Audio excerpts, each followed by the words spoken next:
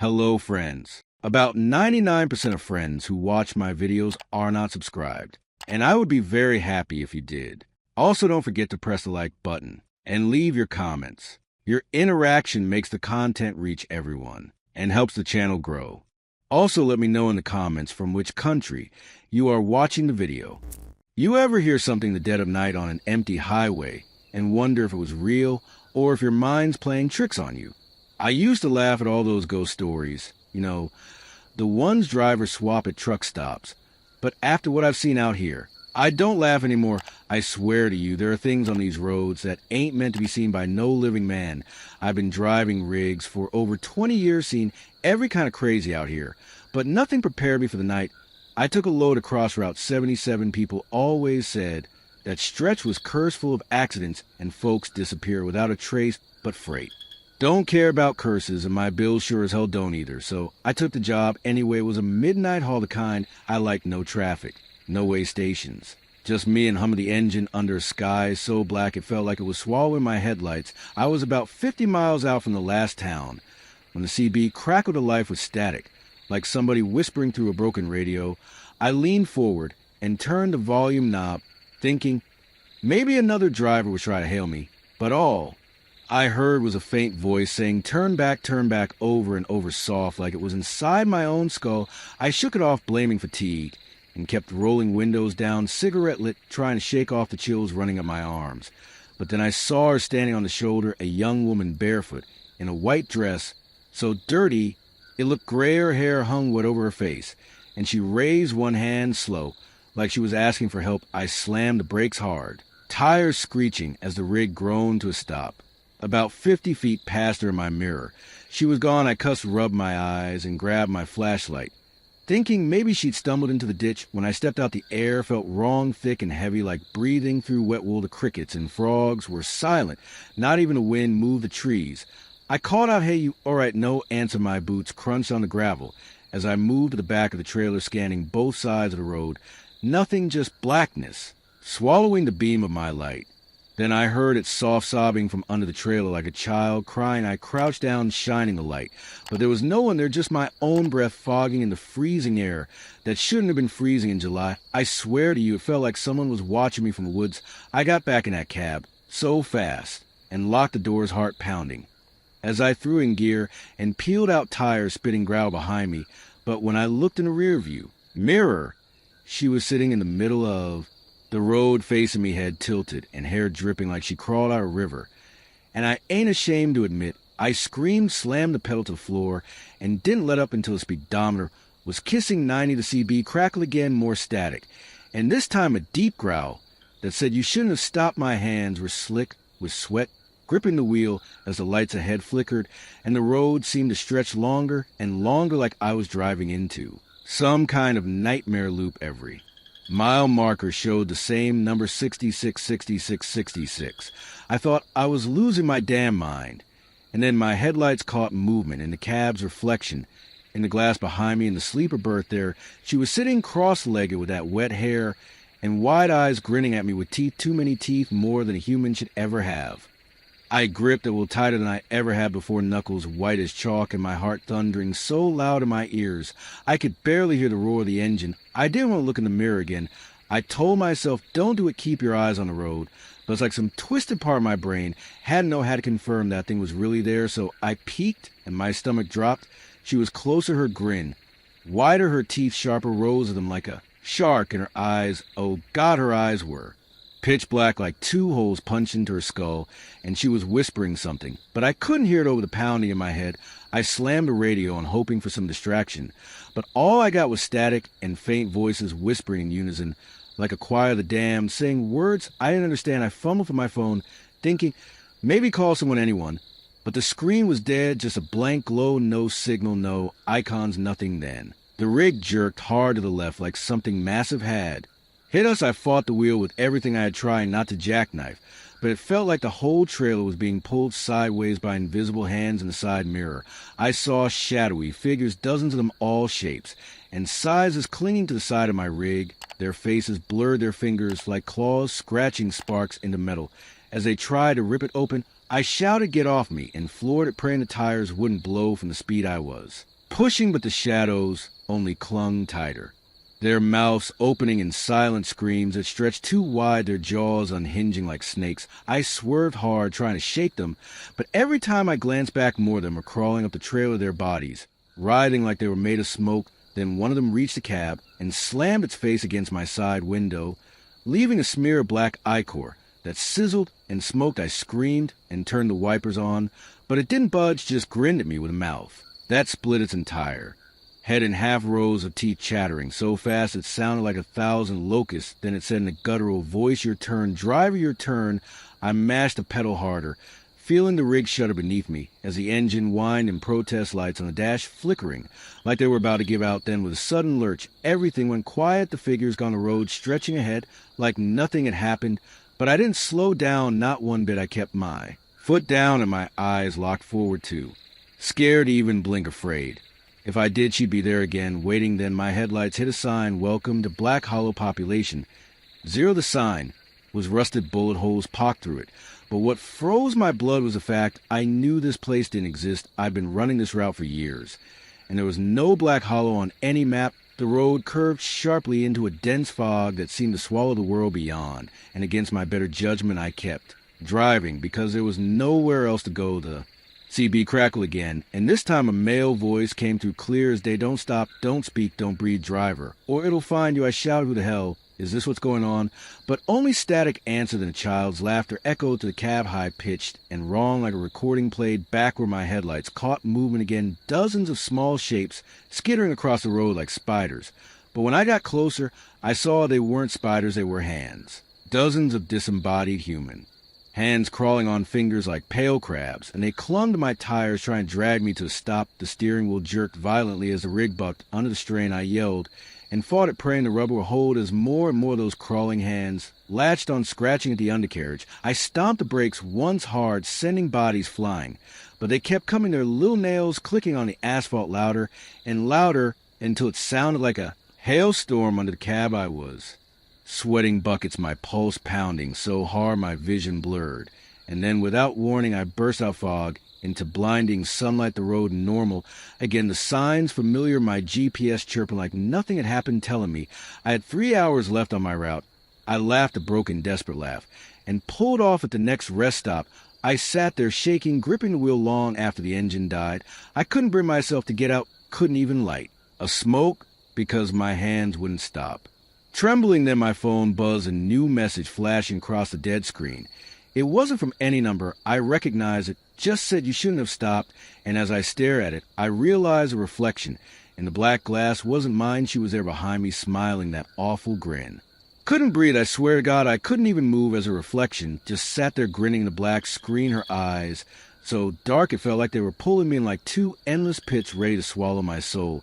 And her mouth kept moving soundlessly as if she was trying to whisper some secret into my ear. I squeezed my eyes shut and counted 10 like a damn kid, hoping she'd be gone when I opened them. But when I peeked again, she was closer, her face nearly pressed against mine through the glass like she was inside the phone. Now I dropped the thing and it hit the floor with a crack, but the screen stayed lit, and her voice finally came through, soft and wet like something crawling up a drain.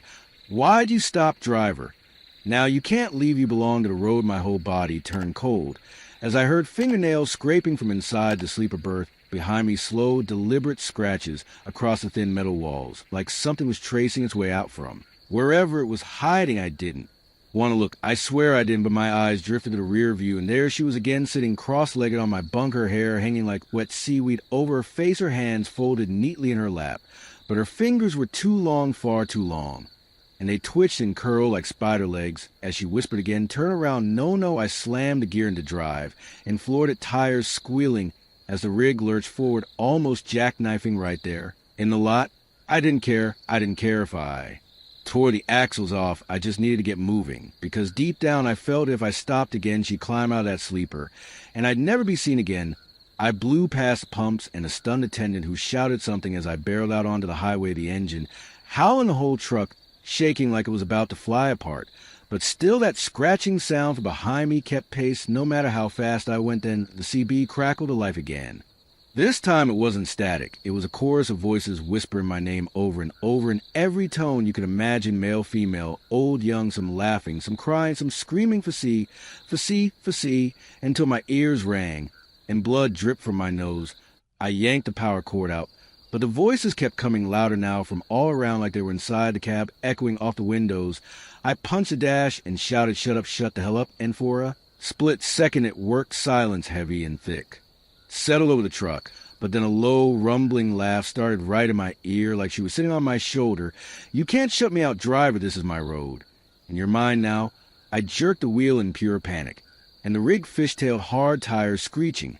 As I fought to regain control, my headlights swung wildly across the empty highway, catching glimpses of figures standing on the shoulder, dozens, maybe hundreds, pale, faceless things with gaping mouths and hollow sockets, all turning their heads in unison to watch me scream, by their bodies twisting like they were made of smoke, or as some held out their hands, as if reaching for a hitch. Others dragged something wet behind them, leaving black streaks across the asphalt.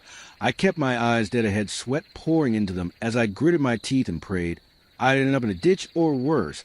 But then the road started to change. I swear to you, the asphalt cracked and buckled right in front of me, splitting open like a mouth, and I had no choice but to plow through it. The whole cab shuddered violently as my trailer's back wheels lifted off the ground, and when they slammed back down, I wasn't on any highway. I recognized anymore the road was narrow lined with crooked trees that leaned in too close, their branches scraping across my mirrors like claws. And the sky above was wrong, too purple, and swirling like an angry bruise, lightning flashing. Without thunder, every few seconds, I thought I saw shapes moving in the canopy, watching me with glowing yellow eyes. I glanced at the GPS, hoping to see any sign of civilization. But the screen just said, turn back, turn back, turn back, in red letters flashing faster and faster until it went black. I slammed it shut and muttered to myself, just keep driving, Fassi. Don't stop, don't think, don't breathe. But the air in the cab was so heavy now it felt like inhaling syrup, and my vision started to swim. Then I noticed a reflection in the windshield. She was standing in the road, ahead, her arms spread wide like she was welcoming me home, and I tried to swerve, but no matter how I turned, she stayed right in front of me, her feet never moving, just gliding with the truck's motion. As her grin split wider and wider until it nearly tore her head in half, I shut my eyes and screamed. And when I opened them, she was gone. But the road wasn't empty now. The trees had faces, hundreds of them carved and twisted, screaming silently as their wooden mouths gaped, and I swear to God I could see human eyes blinking from inside. The knots following me wherever I went. The CB hissed one last time, and a voice I didn't recognize said, calm as death, "We see you, driver. We've always seen you. Now you're one of us. Welcome home."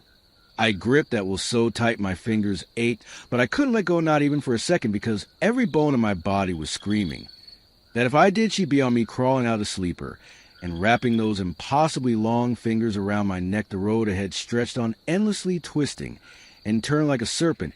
And no matter how far I drove, the odometer didn't move. The clock on the dash was stuck at 3:33 a.m. blinking over and over like it was mocking me. I tried to focus on the hum of the engine, the vibration of the tires, anything to drown out the whispers, but they were seeping in from everywhere, from the vents, from the speakers, from under my damn skin. And they all kept saying the same thing. Keep driving, keep driving, keep driving. I glanced at the side mirror and almost lost control again. She was there hanging off the side of my rig, like some nightmare hitchhiker. Her hair plastered her face, by the wind her grin, wider now teeth, stretching out of her mouth like ivory knives. And her eyes never blinking, never leaving mine. I slammed my fist against the window, shouting, leave me the hell alone. But her voice filled the cab low and sweet, like a lullaby. You're already dead, driver. You just don't know it yet. The trees pressing close to their faces, twisting in agony as their wooden mouths began to move, whispering with the same voice, she used come home, come home, come home. I stomped on the accelerator, praying the rig will hold together, even as the speedometer needle buried itself past 100, the engine screaming in protest. But no matter how fast I went, the trees didn't end, the road didn't straighten, and I could swear the faces were starting to look familiar, like people I'd met over the years at rest stops or diners, drivers I'd shared coffee with. One of them looked like Eddie, my old buddy, who disappeared out near Route 12 2 winters ago. I shook my head, muttering, no, this ain't real. But deep down I knew it didn't matter real. Or not I was trapped here then I saw. The lights ahead flickering weakly like an old neon sign, and my heart leapt thinking, maybe it was a truck stop, some kind of outpost, but as I got closer, I realized it was a gas station so old and run down it looked like I hadn't seen a customer in decades. A sign overhead swung lazily and the dead air letters missing. So it just read, well, OME, and below it the price per gallon was 66.6. I hesitated for just a moment, but the fuel gauge was dropping fast, way faster than it should have, and I told myself maybe there's someone there, maybe they can tell me how to get out of this hellhole. I pulled in the tires, crunching on broken glass, and graveled the lights above, the pumps flickering weakly as I killed the engine. The silence that followed was deafening, except for the faint sound of something dripping under the truck. I grabbed my flashlight and stepped out. The air was thick and sour like old blood, and every instinct screamed at me, get back in and drive.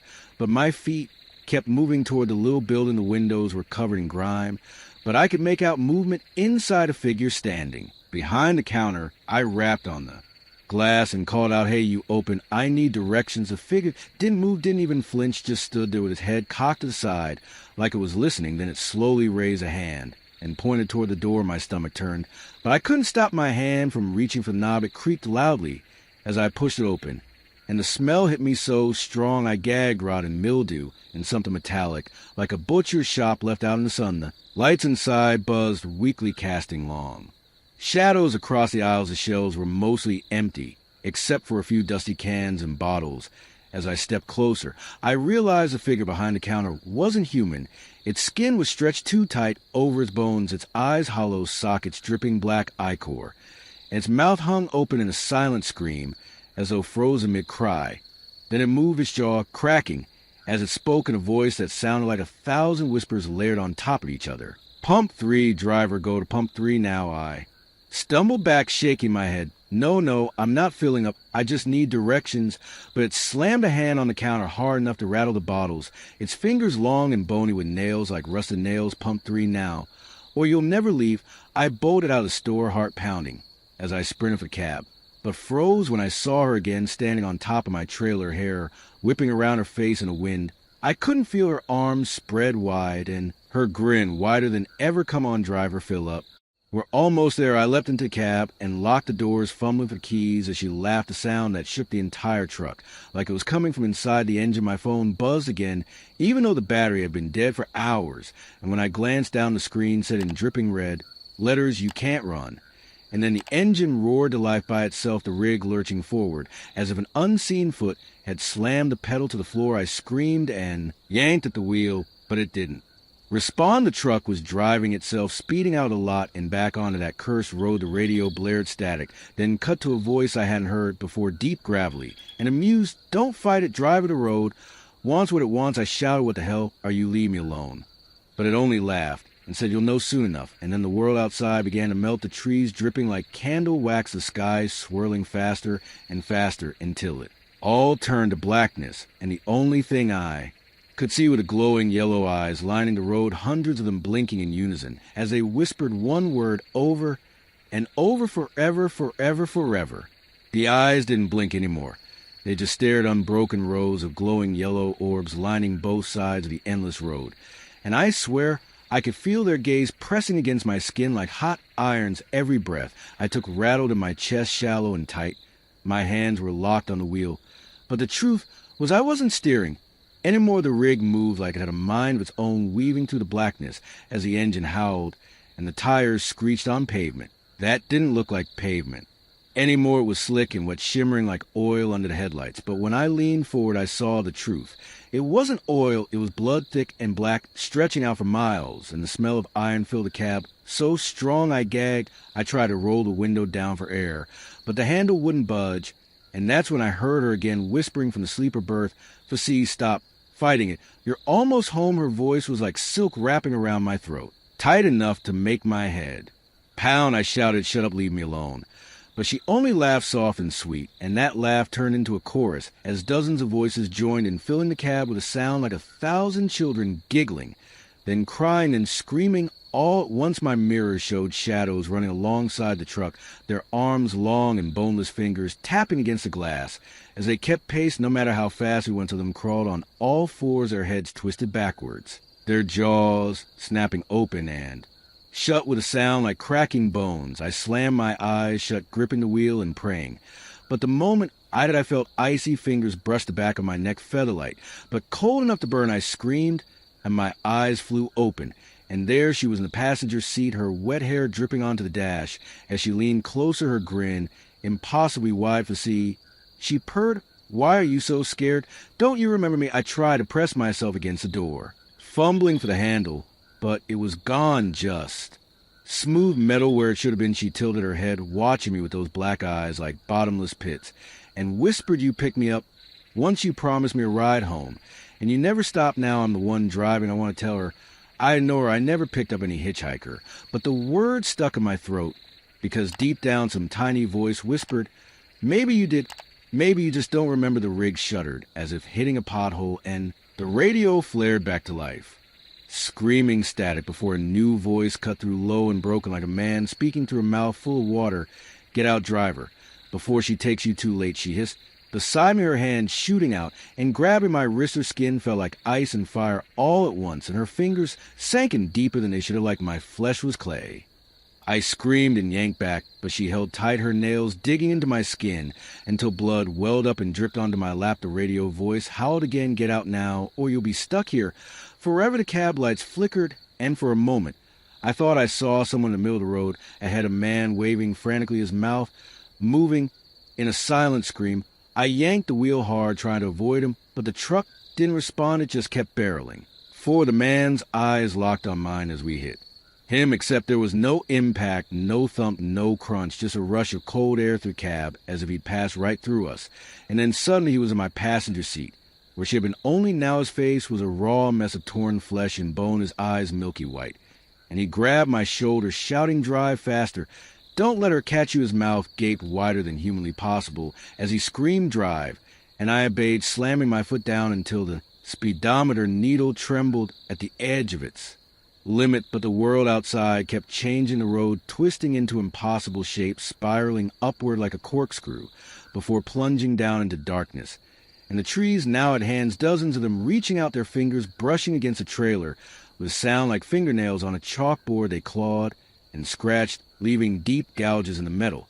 And one by one they began to grab hold, try and pull me back into the woods. A man beside me vanished in a blink, replaced by her again, her grin now splitting her face and half her eyes weeping black tears as she whispered, "You can't leave, for see, you're already part of the road."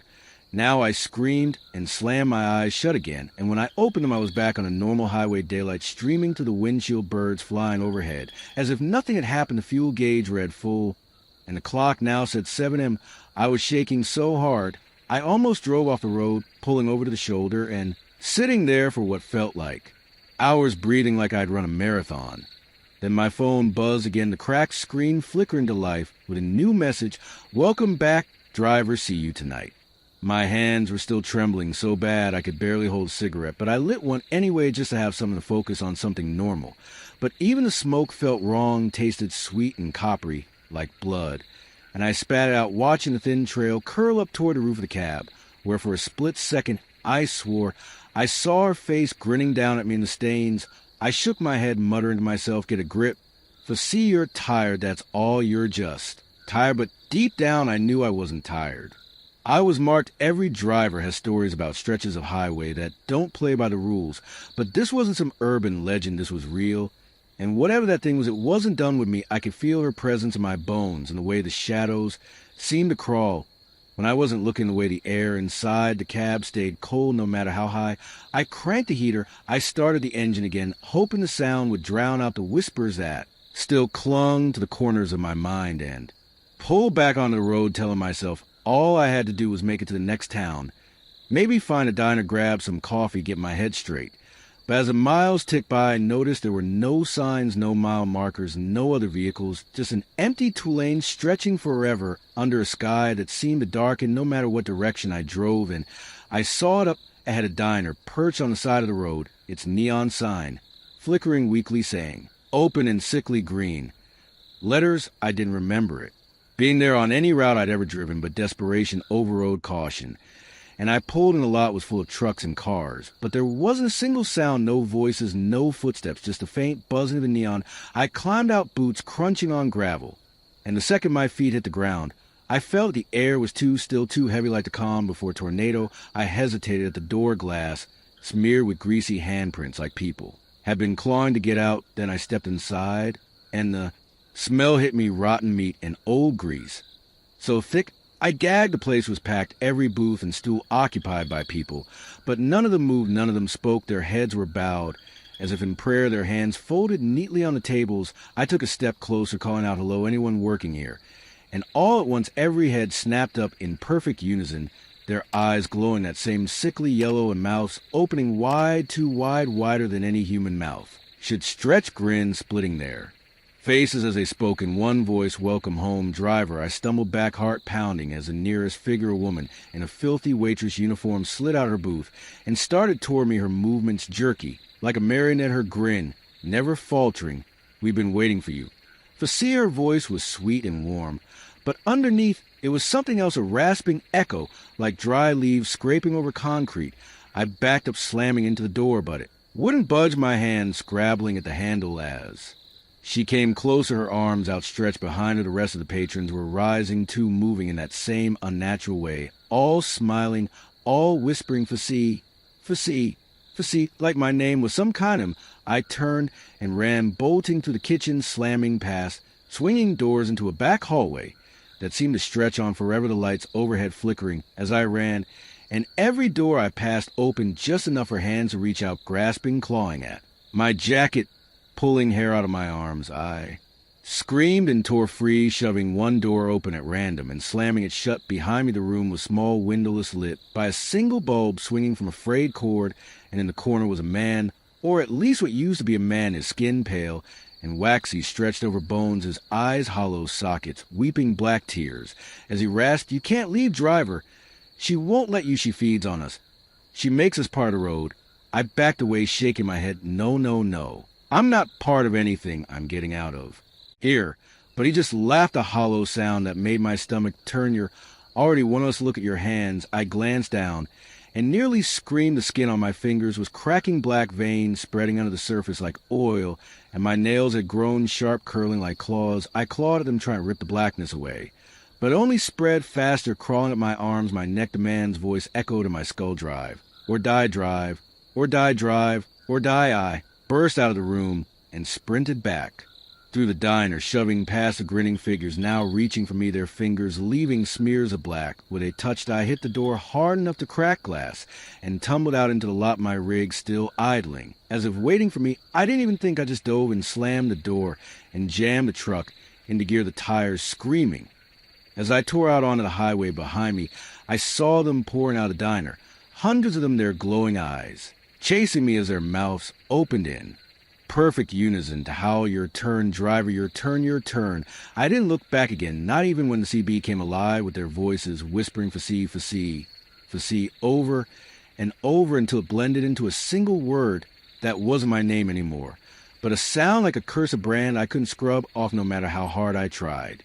I didn't stop driving. I couldn't stop, not after what I'd seen in that diner. Their faces still burned in my mind, those grins stretching impossibly wide like their jaws had unhinged like snakes, their eyes all glowing that same sickly yellow in perfect unison, and their voices chanted my name, "Facee, Facee, Facee." It echoed in my skull, even now louder than the roar of the engine, louder than the wind screaming past the cab as I barreled down that endless Tulane, my knuckles white on the wheel, and my foot slammed so hard on the accelerator I could feel the vibrations rattling up through my bones.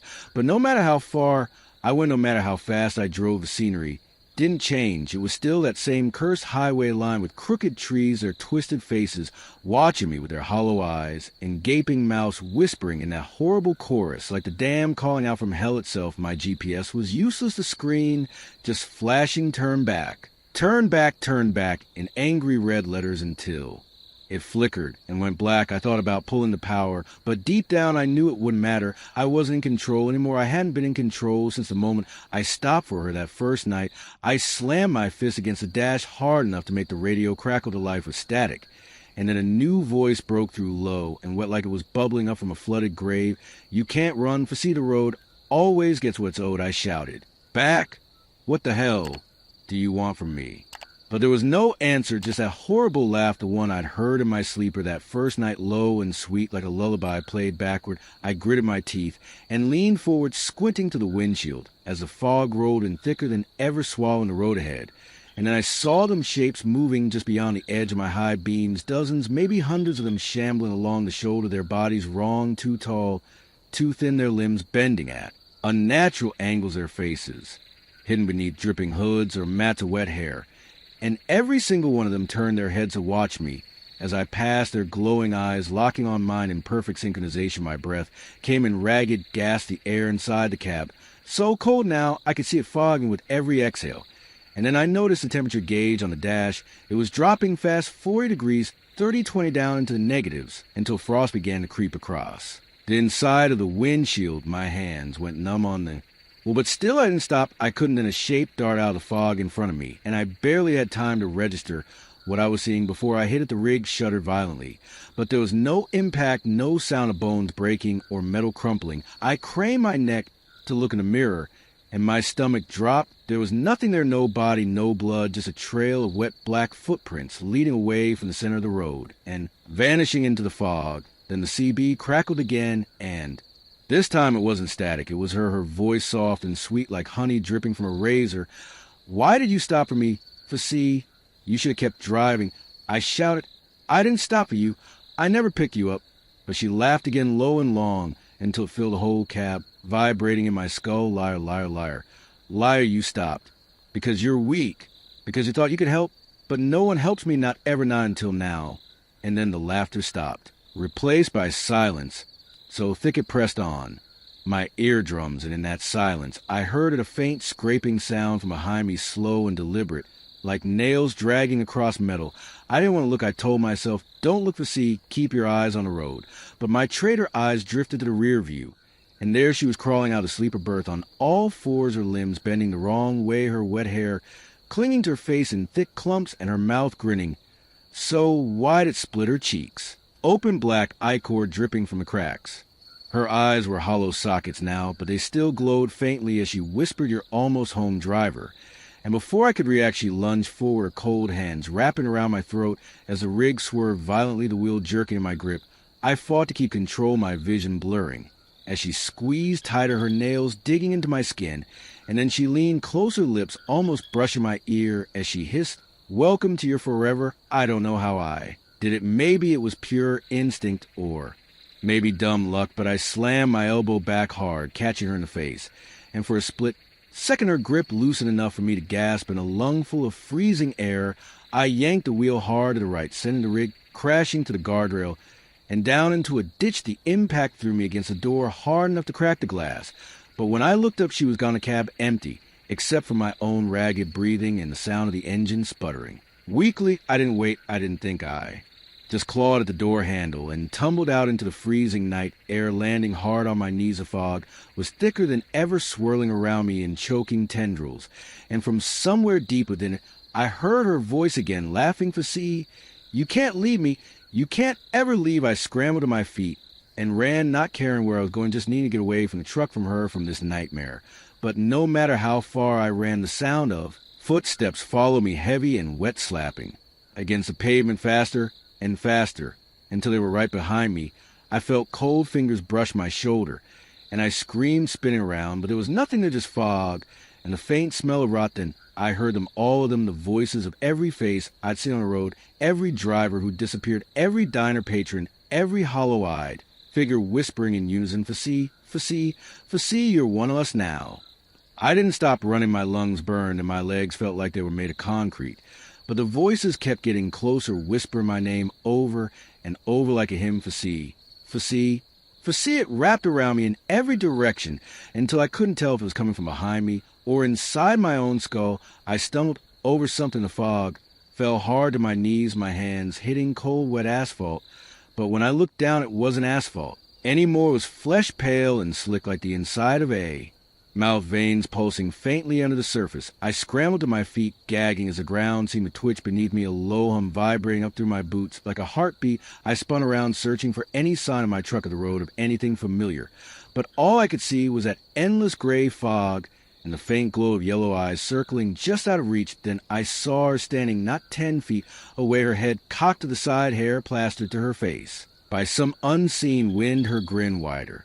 "Then ever you can't run, driver," she whispered, her voice echoing a way that made my teeth ache. "You're part of the road now. It needs you. It feeds on you. And you'll never leave." I took a step back, shaking my head. No, I'm not part of anything.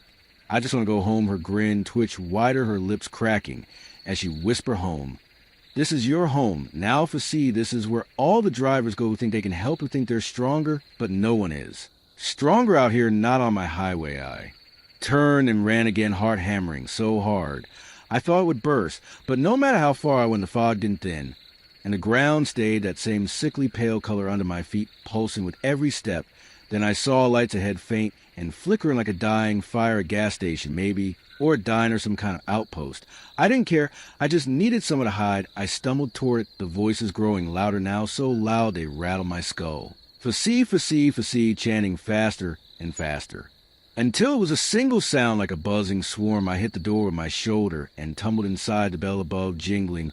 Weakly the air inside was warm, too warm, and thick with the smell of rot and diesel. The place looked like a truck stop, but everything was wrong. The walls were too close, the ceiling too low, and every surface was covered in grime and old handprints. Like hundreds of people had clawed to get out, I stumbled forward, calling out anyone. "Here, please, I need help." But the only answer was a low hum of refrigerators running somewhere in the back. Then a voice spoke from behind the counter, deep and gravelly, like rocks grinding together. "You shouldn't have stopped to see." I froze, my breath clouding in the air. As I turned slowly, the man behind the counter was tall, his skin pale and stretched tight over his bones, his eyes hollow sockets, glowing faintly yellow. His grin splitting his face in half. "Welcome home, driver." He said, "You've been on this road a long time, haven't you? Longer then you think." I shook my head, backing away. "No, I'm not staying here. I'm getting out." He laughed, a sound that made my stomach twist. "In knots no one leaves once they've fed the road. Once you've seen the eyes, once you've heard her whisper, you're marked, you're hers." I screamed, "Shut up. I'm not hers. I'm not," and bolted for the door. But it slammed shut in my face, the glass warping until it showed her reflection grinning back at me. "For see," she whispered, sweet as honey, "you can drive. And drive, but every road leads back to me, every turn, every mile marker, every town." I tried to smash the glass with my fists, but it didn't even crack my hands, leaving black smears where they hit. The man behind the counter was laughing louder, now his voice overlapping itself like multiple people speaking at once. "You've been dead since the first night you stopped for her. Don't you remember the crash? Don't you remember the cold her hands pulling you from the wreck she's been in your cab ever since?" Whispering, feeding I backed away, shaking my head. No. I made out I've been hauling loads. I've been alive." His grin widened until it nearly split his head in two. "Think the loads were real. You think the highways were real. You've been driving her road all along, trapped in her loop, feeding her. With every mile, she needs drivers like you, foresee drivers who don't know when to keep rolling." I screamed and turned, slamming to a side door into a hallway that stretched on and on, doors lining both sides, each marked with names I recognized: Eddie, Mike, Carla. All drivers I'd met over the years, all vanished without a trace, their whispers seeping through cracks in the doors. "Welcome, welcome, welcome." I ran full tilt, not daring to stop, even as hands shot out of gaps between the doors, clawing at my clothes, pulling my hair, leaving trails of black ichor. Where they touched, I burst out a hallway into a massive garage filled with trucks, hundreds of them all parked in neat rows, their cabs dark, but every single one had a driver slumped over the wheel, faces pale, grins wide, their eyes glowing faint yellow. I stumbled backward, gagging, as I realized some of them were still breathing, their chests rising and falling shallowly, and they all whispered in unison, "Drive, forever drive, forever drive, forever." Then I heard her voice again, louder than ever, my head and my ears and my bones. "You can't escape, for see, you belong to me now." And the trucks all roared to life, headlights blazing as their engines revved in perfect synchronization, their horns blaring a single long note that shook the ground. I turned and ran back the way I came, but the hallway was gone, replaced by a single narrow road lined with those grinning faces, all whispering, "For see, for see, for see," over and over, faster and faster, until it became a scream. And there at the end of the road, she stood arms outstretched, her grin wider than ever. Welcome home, driver, welcome home. I didn't want to go forward, but my feet moved anyway, like the road itself was pulling me closer to her, dragging me step by step. No matter how hard I fought it, I dug my heels into blacktop, but it felt soft underfoot, like I was standing on tar. And every time I tried to lift the boot, it sucked at me, pulling harder, until I stumbled forward again. Her grin never wavered as she whispered sweet and low, "Fasi, don't fight it, don't fight me. You're one of us now." I screamed, "No, I'm not part of." I never wanted this, but she only laughed, a sound that made my teeth ache and my skin crawl, her arms opening wider, as if to embrace me. And behind her, I saw them, all the drivers I'd met over the years, faces, pale eyes, glowing mouths, open in silent screams, their trucks lined up behind them, stretching into the darkness, endless rows of headlights, glowing like a funeral procession. They whispered my name in perfect unison, "Fasi, Fasi, Fasige," syllable heavier than the last, until it felt like the air itself was pressing down on me. I dropped to my knees, clutching my head as her voice filled my skull louder and louder. "Drive, forever drive, forever drive, forever." Then a sudden blare of a horn cut through the noise, deep and long and angry. I looked up, blinking through tears, and saw one truck break formation, its headlights flaring brighter than the others, as it barreled forward, slamming into pale figures, scattering like leaves in a storm. The cab door flew open, and a voice shouted, "Get in, driver, now." I didn't hesitate. I ran for the truck boot, slipping in the slick tar-like surface. As hands clawed at my legs, trying to drag me down, I kicked free and leapt into the cab, slamming the door. Behind me, the man behind the wheel looked like hell, his face gaunt, eyes sunken, skin covered in black veins, but his grip on the wheel was strong, and his eyes burned with something fierce. "You don't belong here yet, Fasi," he growled. "We got one shot to get you out. Hold on." He slammed the accelerator, and the truck roared to life, tires screaming. As we tore down the black road behind us, the figures regrouped, their mouths opening wide to release a sound like 1,000 train horns. All at once the cab shuddered as shadows slammed against it, fingers scratching the windows, trying to peel them open. She appeared in the rear view, her grin splitting her face in two as she screamed, "Fasi, you can't run from me. I'll follow you to the ends of the earth. I'll rip your soul apart." The driver beside me shouted, "Don't listen, keep your eyes forward. Whatever you do, don't look back."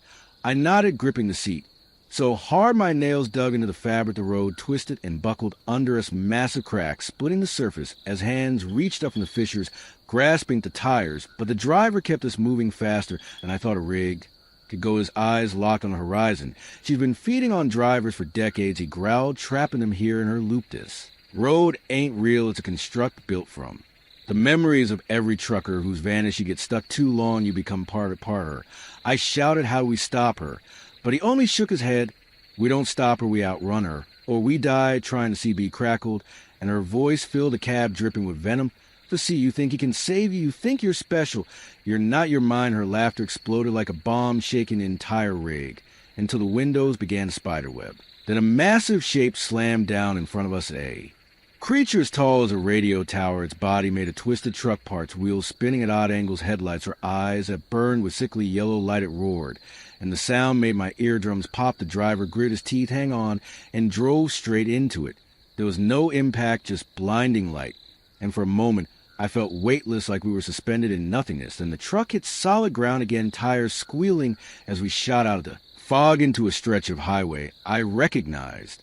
Familiar signs, familiar landmarks. We were back. I gasped, tears streaming down my face as I saw a real sun rising on the horizon. But then I noticed the driver's skin cracking black, ichor spilling from his mouth as he whispered, "I'm sorry, driver. There's always a price." And he began to fade into smoke, his hands leaving the wheel as his body crumbled away. I screamed, "No, no, no," as I grabbed the wheel, fighting to keep the rig steady. And then I felt her presence behind me, her cold breath on my neck.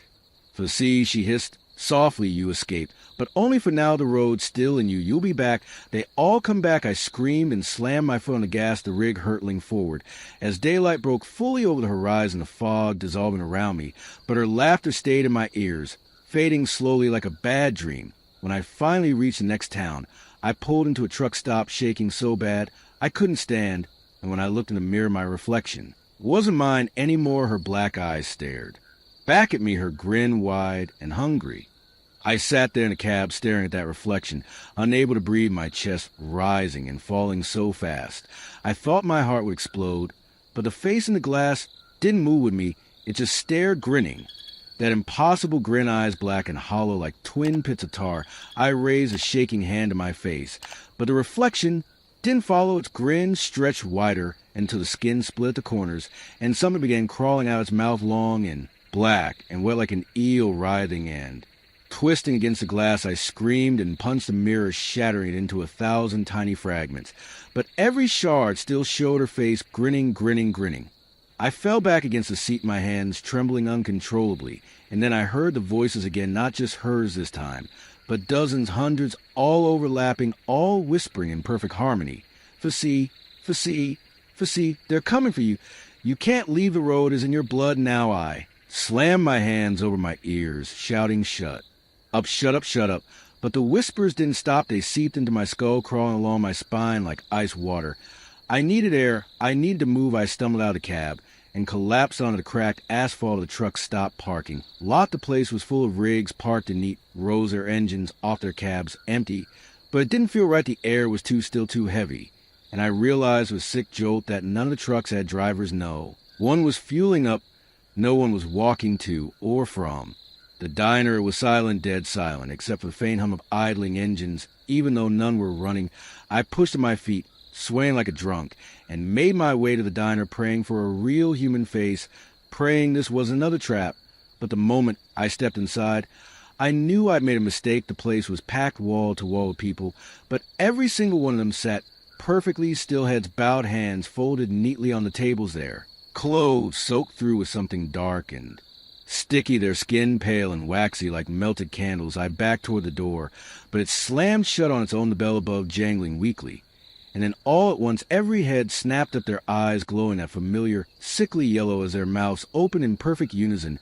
Welcome back, driver. I stumbled backward, hitting a table and sending a coffee cup clattering to the floor. The sound was deafening in the thick silence. They all stood moving as one there, grins stretching wider than any human face. Should allow we've been waiting for you, Fassi, they said in that horrible layered voice. It's time to join us, time to feed the road.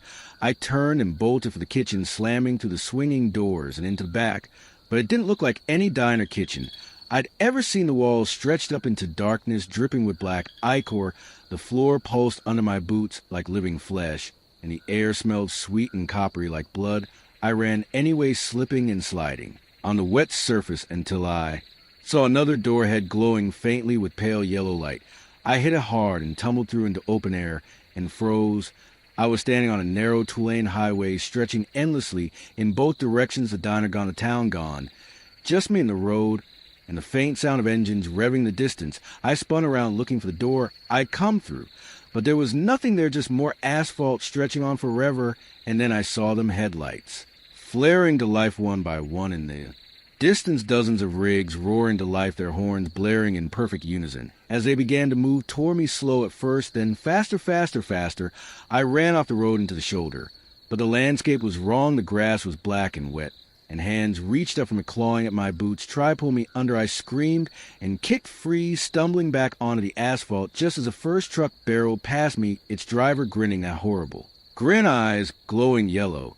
It was Eddie, my old friend Eddie, who vanished on Route 12 years ago, his mouth open wide as he passed, screaming Fassi, forever drive, forever. The next rig shot past, and another, all them drivers I'd known, drivers who had vanished, drivers who'd fed the road until there was nothing left of them but their trucks and that endless grin. I covered my ears and screamed, but their horns blared louder, drowning out my thoughts. And then her voice came again, soft and sweet, in my ear like she was leaning close. Fassi, you can't run, you can't hide. This is your home. Now the road needs you, the road loves you. I fell to my knees as the asphalt cracked beneath me, splitting open into a gaping maw lined with jagged teeth, and a hot wind blew up from its depths, smelling of rot and diesel. I tried to scramble back, but hands shot out from the cracks, pale and clawed, wrapping around my wrists, my ankles, pulling me down into the darkness. And as I was dragged screaming into the abyss, I saw her face one last time, grinning wide, her black eyes glowing like twin suns. Welcome home, driver, she whispered, welcome home forever.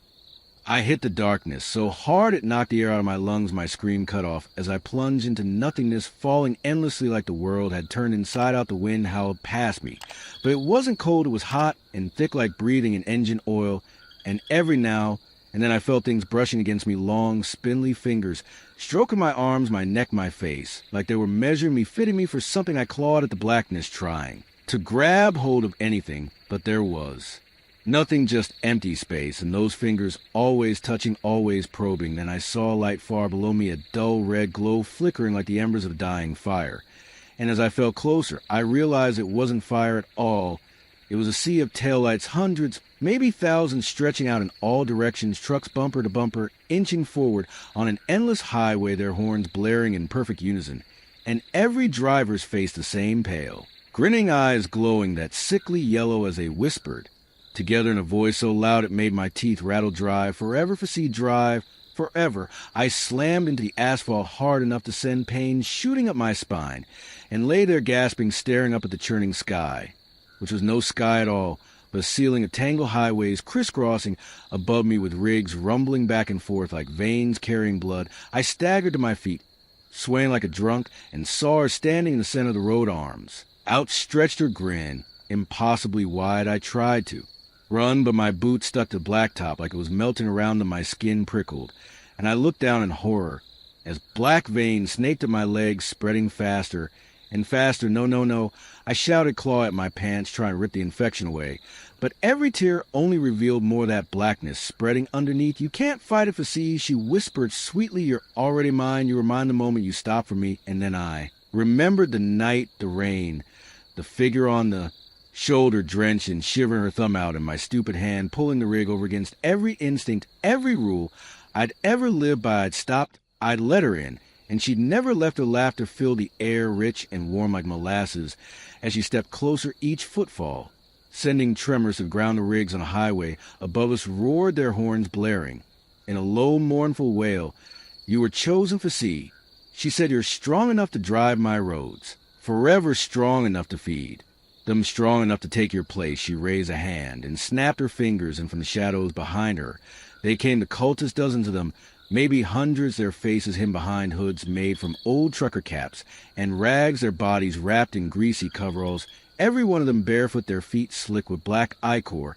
They moved in perfect unison, circling me, chanting a language that sounded like engines revving and brakes screeching, their hands lifted high, holding offerings.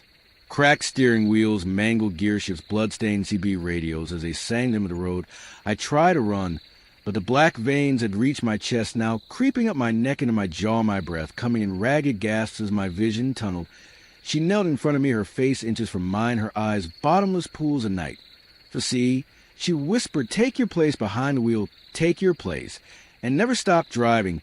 I felt my body lurch forward, as if yanked by invisible chains, and suddenly I was in the cab of a rig, but it wasn't my rig. It was something else, something alive. The dashboard pulsed like a heartbeat, the wheels slick and warm under my hands, the windshield streaked with black ichor that moved on its own like veins, and in the passenger seat she sat cross-legged, grinning, as she placed a hand over mine on the shifter. This is yours now, Fassi, drive forever, I screamed and wrenched my hands away, slamming my foot on the brake. But it didn't work. The rig surged forward, faster and faster, as the black highway stretched out endlessly ahead. The radio crackled to life, voices screaming in unison, every driver I'd ever known, every voice I'd ever heard on the CB, their words blending into a single sentence. There's no way out, there's no way out, there's no way out. My hands were locked on the wheel, now veins black and bulging as the infection took hold. My reflection in the windshield showed her face, not mine, grinning back at me, eyes glowing with that horrible light. I tried to fight it, I tried to scream, but my voice wasn't my own anymore. When I spoke, it came out in her voice, soft and sweet like poison honey. Let's ride, Fassi, forever. And as the rig barreled down that endless black highway, I felt the last pieces of me slip away, swallowed by the road. The wheel burned under my palms, alive with a pulse that matched my own heartbeat. For beat my breath came ragged, my chest heaving, as I fought to pull my hands free. But they wouldn't move. They were fused to the leather black veins crawling up my arms like roots burrowing deep. She sat in the passenger seat, her grin splitting wider and wider until it stretched ear to ear, her voice soft as silk. Fassi, stop fighting it you're one of us now. You've been one of us since the night you stopped for me. You thought you were helping a stranded girl. But what you really did was open the door. I shook my head, my jaw tight, teeth grinding. I'm not like you. I'm not like them. I won't give in. But she only laughed, the sound filling the cab, vibrating in my skull, until it felt like my brain was in a crack. You already have, she whispered. Don't you see this isn't punishment?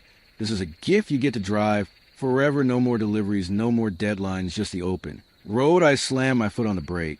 But the truck didn't slow. It only surged fast to the black highway, stretching endlessly ahead, lit by rows of pale yellow eyes that watched from the shoulders, whispering "Facee, facee, facee." In perfect unison, my stomach turned. As I saw the other rigs in the distance, hundreds, maybe thousands, all driving in perfect formation, their headlights glowing like funeral candles.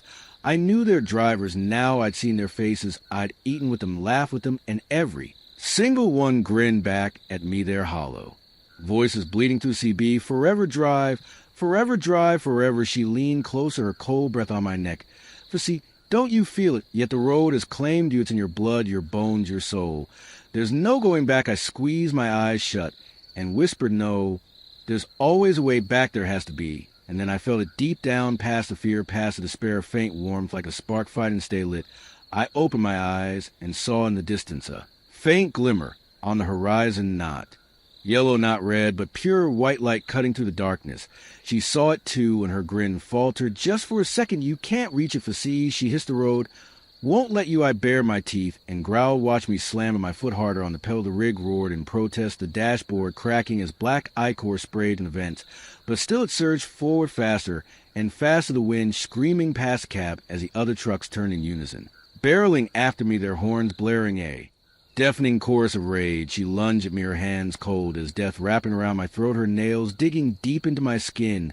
Facee, stop, you'll destroy everything. I choked out my voice hoarse. Maybe that's the point. And with every ounce of strength I had left, I yanked the wheel hard to the right. The rig screamed as it careened off the black highway toward the light ahead, tires burning, leaving long streaks of fire in their wake. Behind us, the other trucks howled there, drivers' voices blending into one monstrous roar. No, but I didn't look back. I kept my eyes on that white light as it grew brighter and brighter, until it was all I could see. She screamed in my ear, her voice cracking into something inhuman. Facee, you'll regret this. You begged to come back, but I didn't listen. I roared back, and no more, and the light swallowed us whole. There was a sound like tearing metal and breaking glass, and then silence. When I opened my eyes, I was sitting in my rig parked at a quiet rest stop. The sun rising over the horizon, birds singing in the trees. My hands were clean, no black veins, no ichor, just skin. I stared at them for a long time, trembling, then reached for the ignition.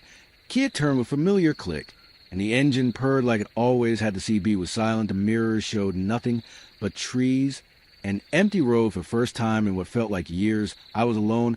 I climbed out of the cab and breathed deep, the air clean and fresh, no smell of diesel, no taste of blood. I was free, or at least I thought I was, until I noticed a faint humming under my boots, subtle at first like the vibration of an engine idling far below. I knelt and pressed my hand to pavement. It was warm, pulsing faintly like a heartbeat, and from somewhere deep beneath the road, I heard her voice, soft and distant. Facee, drive safe out there. I'll be seeing you soon.